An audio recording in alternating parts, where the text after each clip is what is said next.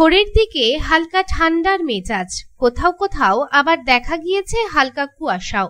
নভেম্বরের শুরুতেই হালকা হালকা ঠান্ডার আমেজ অনুভূত করছে কলকাতা সহ দক্ষিণবঙ্গের একাধিক জেলা। তবে কি কার্তিকেই শীতের হাওয়া বইতে শুরু করলো বঙ্গে? মঙ্গলবার সকাল থেকে আবহাওয়াটা ঠিক তেমনই ইঙ্গিত দিচ্ছে। সকালের দিকে তাপমাত্রার পারদ বেশ খানিকটা নিচে নামলো, তবে এখনই যে শীত পড়বে তা বলা সম্ভব নয়। মঙ্গলবার কলকাতায় সর্বনিম্ন তাপমাত্রা স্বাভাবিকের চেয়ে নিচে ছিল, তবে বেলা বাড়ার সঙ্গে সঙ্গে অবশ্যই ঠান্ডা অনুভূত হচ্ছে না। বেলা বাড়ার সাথে সাথে রোদের তীব্রতা ও উষ্ণতা অনুভব করা যাচ্ছে। আবহাওয়া দপ্তর সূত্র অনুযায়ী বৃহস্পতিবার থেকে ফের জলীয় বাষ্পের পরিমাণ বাড়বে রাজ্যে। পূর্ব মধ্য ও মায়ানমার উপকূল সংলগ্ন এলাকায় একটি নিম্নচাপ অবস্থান করছে, যা আগামী 24 ঘন্টায় উত্তর উত্তর পশ্চিম দিকে অগ্রসর হতে পারে।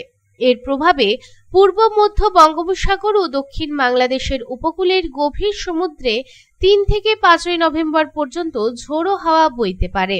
তাই 3 থেকে 5 নভেম্বর পর্যন্ত গভীর সমুদ্রে না যাওয়ার পরামর্শ দেওয়া হয়েছে।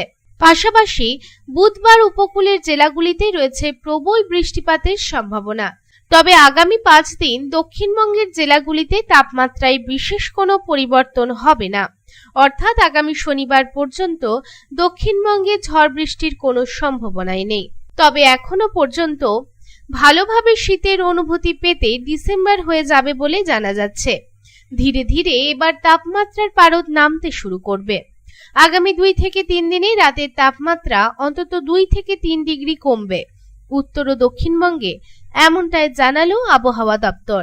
Bureau report, public times. Raniganj शहर के बीच बनकर तैयार है अत्याधुनिक आवश्यक सुविधाओं से परिपूर्ण दामोदर रेसिडेंशियल कम कमर्शियल कॉम्प्लेक्स। दामोदर रेसिडेंसी के 2 किलोमीटर के रेडियस में आपको मिलेगी हर तरह की जरूरी सुविधाएं।